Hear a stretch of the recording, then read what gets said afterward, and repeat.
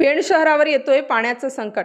पेण शहरामध्ये पाण्याचा प्रश्न गांभीर्याने उद्भवत आहे। कधी पाणी गढूळ येतं तर कधी पाणी निळ्या रंगाचे येते। वारंवार जनतेच्या तक्रारी येत असतात। त्यातच नवीन एक प्रश्न उद्भवला आहे की पेण शहराला सुद्धा पाणी कमी मिळणार। मग पेण शहराच्या जनतेचे पाण्याचा प्रश्न कधी सुटणार या विषयावर नगरविकास आघाडीचे नेते श्री संतोष शेठ सिंगारपुरे यांच्याशी संवाद साधला असता त्यांनी याबद्दल पाण्याच्या प्रश्नाबद्दल खुलासा केलाय। लवकरात लवकर नियोजन करून हा प्रश्न मार्गी लावला नाही तर धोक्याची घंटा वाजणार आहे असं त्यांनी थेट आपल्याशी संवाद साधताना म्हटलं आहे। अनेक वर्षांपासून हा पाण्याचा प्रश्न प्रलंबित असल्याने त्याचा कुठेतरी योग्य ते मार्ग काढून प्रश्न सुटला पाहिजे। जर प्रश्न सुटला नाही तर पेण शहराला पाण्याचा प्रश्न मोठा विषय होणार आहे।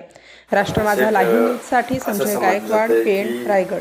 पेण शहराला जो पाणी पुरवठा होतोय तो पाणी पुरवठा कुठेतरी आता धोक्यात येणार आहे। मागील एक पत्रकार परिषद झाली, त्या पत्रकार परिषदेमध्ये विषय झाला पत्रकारांचा आणि संजय जांभळेंनी तो विषय घेतला होता की शहराला जो पाणी पुरवठा होणार आहे तो सुद्धा आता खंडित होणार आहे। नेमका विषय काय आहे? नेमका विषय असा आहे की पेण नगरपालिकेमध्ये ज्या पाण्याचं आत्ता जी स्कीम होती ती स्कीम लोकसंख्येप्रमाणे एकंदरीत ती आता नवीन स्कीम करणं गरजेचं आहे।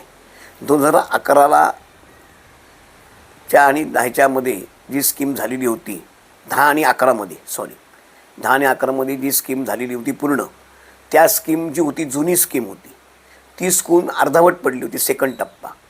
त्या सेकंड टप्प्याचं नंतर 2013मध्ये ती का पूर्ण होण्याच्या बेतामध्ये होती, ती आता पूर्ण झाल्याची नक्की काय आहे ती फक्त तात्पुरती पूर्ण झाली म्हणून दाखवलेली आहे नगरपालिकेने। त्याच्यानंतर आज लोकसंख्या वाढलेली आहे, पेणमध्ये गरज खूप आलेली आहे, कन्स्ट्रक्शनची मोठमोठी कामं चालू झालेली आहेत आणि अशा ह्याच्यामध्ये पाण्याचा मुबलक वापर लागतो। हेटोणा नगरमध्ये आमची जो सत्ता होती 2006 ते 10मध्ये, त्या टायमातले पाण्याच्या खात्याचे मंत्री जे होते आणि पालकमंत्री होते तटकरे साहेब, त्यांनी आम्हाला हेटोण्या धरणावरनं रिझर्वेशन करून दिलं होतं पेण नगरपालिकेला पाण्याचं। त्याप्रमाणे ते रिझर्वेशनसाठी जे काही पूर्तता असते ती नगरपालिकेने पूर्ण केली, मग ते रिझर्वेशन होतं। त्याच्यानंतर सत्ता दुसऱ्या लोकांची आली, त्याप्रमाणे आम्ही पाठपुरा करायचा त्यांना प्रयत्न केला की साहेब काही करून ती पुरवठा जो आपला आहे तिथे आपलं रिझर्वेशन आहे ते पाणी घेण्याच्या संदर्भात त्यांना आम्ही मागणी करत होतो, पण त्याच्यावर दुर्लक्ष करून नको त्या विषयाकडे टर्न करून पाण्याचा विषय करायचा आणि पैसे ठेवले, पण त्या पैशाचं पण दुसरा मार्ग करून ते पैसे आलेले होते, त्याच्यातनं ही स्कीम पूर्ण करायला पाहिजे होती। रिझर्वेशन जे पाणी आहे तिथनं पाईपलाईन नवीन टाकून ते करायला पाहिजे होतं, ते न करता कालव्यातनं पाणी जे काय आंबेगाव धरणात येतो त्याच्यावरनं वापर केला। आज परिस्थिती अशी आहे की नगरपालिकेकडे कुठेही पाणी साचवायला काही त्याच्यामध्ये म्हणजे कुठली पूर्तता नाही आहे। अशा याच्यामध्ये आज 2011ला त्यांची सत्ता होती, ते काही करू शकले नाहीत। 2016ला त्यांची सत्ता होती, त्यांनी पाण्यासाठी काही केलं नाही।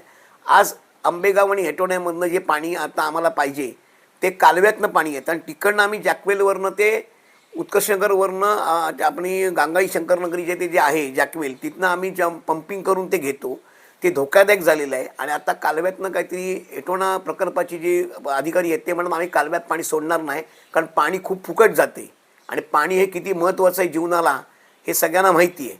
त्याप्रमाणे त्यांनी नगरपालिकेच्या अधिकारी वर्गांना इन्स्ट्रक्शन दिल्या। मधल्या काळात प्रशासक होते, प्रशासकांनी ही काही केल्या गोष्ट करायला पाहिजे होती, पण त्यांनी पण ती काही गोष्ट मनावर घेतली नाही। आता ते पाणी जे बंद होणार आहे त्यासाठी पहिली उपाययोजना करायला पाहिजे अशी की नवीन स्कीम तयार करून अर्जंटमध्ये तिची मंजुरी घेऊन हेटोणा धरणावरनं पाईपलाईन डायरेक्ट टाकणं किंवा आंबेगाव धरणावरनं टाकणं ह्याच उपाययोजना ह्याच्यावरती आहे। म्हणजेच आता शहराला सुद्धा धोक्याची घंटा आहे पाण्याची। हो, आपण सुद्धा आता एक गट नेते आहात तुमच्या गटातून, तर आपण ह्याच्यासाठी काय उपाययोजना करा? नाही, मी आता सरकारकडे पत्रव्यवहार करतोय। मी नगरपालिकेकडे आत्ता एक पत्रव्यवहार केलेला आहे की आम्हाला माहिती द्या तुम्ही नक्की काय काय स्कीम केली आहेत, कारण लोकसंख्या वाढते, कन्स्ट्रक्शनचे भरपूर मोठमोठे प्रकल्प चालू आहेत, सगळे रेसिडेन्शियल। अशा याच्यात आपल्याला पाणी त्यांना पुरवणं आपलं कर्तव्य आहे नगरपालिकेचं। आणि आपल्याकडे येणारं म्हणजे पेण सेंटर संबंध रायगडमध्ये पडतं, आपल्याकडे येणं जाणं लोकांचं खूप आहे, त्यामुळे फ्लोटिंग संख्या ही लोकसंख्येची खूप मोठ्या प्रमाणात आहे। त्यामुळे आपल्याला पाण्याचे नियोजन करणं गरजेचं आहे। त्यासाठी जी काय मदत लागेल, आम्ही काय विरोधाला विरोध करणार नाही, पण जी नियोजन त्यांना काय मदत लागेल ती आम्ही करण्यास तयार आहोत। पाणी देणार कुठून याबद्दल काय? खरं तर ऐकून घ्या, गेल्या वर्षी आम्ही पेणमध्ये स्वच्छ पाणी मिळावं म्हणून आम्ही आंदोलन केला होता. परंतु पेन तालुक्यामधली शहरातली जनता घरात बसली आणि आम्ही रस्त्यावर आलो. तुम्ही पत्रकार त्यावेळेस होतात, तुम्ही तिथला अनुभव घेतलेला आहात. आजचं दुर्दैव असं आहे की वीटवाले अजून रडतात की पाऊस अजून पडतोय. ज्यांचं नोव्हेंबरला विटांचं काम चालू आहे ते डिसेंबरपर्यंत पाऊस पडला. आज जानेवारी आहे, जानेवारीची आजची 16 तारीख आहे आणि 16 तारीख असताना पाण्याची टंचाई सुरुवात झालेली. याचा अर्थ हा पाणी जातोय कुठं? खऱ्या अर्थाने जर तुम्ही तरणखोपच्या ब्रिजवरून जर बघितलात तर रॉ मटेरियलचा पाणी वाहत चाललेला आहे. याचा अर्थ त्या पाण्याचा हे नियोजन करत नाहीत. जर हेटवण्याचा पाणी आपण शहापाडा धरणात उचलून टाकायची ती प्रोव्हिजन झाली होती, मग ती प्रोव्हिजन गेली कुठं? त्याच्यानंतर आपण तिथे फिल्टर प्लॅन्ट मोठा टाकला होता, मग तो फिल्टर प्लॅन्ट कुठे गेला? मृत पाणी काय जनतेसाठी, गढूळ पाणी काय जनतेसाठी? आणि हे सगळं करत असताना ह्या जनतेला आता उठाव केल्याशिवाय अशा घडामोडी जाणून घेण्यासाठी राष्ट्र माझा लाईव्ह न्यूज चॅनलला सबस्क्राईब व लाईक करा.